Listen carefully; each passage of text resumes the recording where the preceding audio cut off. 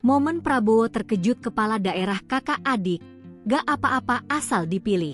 Presiden Prabowo Subianto kaget saat mengetahui Gubernur Kalimantan Timur Rudy Massud dan Wali Kota Balikpapan Rahmat Massud ternyata kakak adik. Peristiwa itu terjadi saat Prabowo beri sambutan peresmian proyek infrastruktur energi terintegrasi Pertamina RDMP Balikpapan di Refinery Unit, RU, V Balikpapan, Kalimantan Timur, Senin, 12 Januari 2026.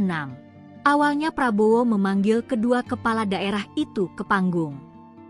Ex-Danjen Kopassus tersebut terkejut saat tahu keduanya saudara kandung.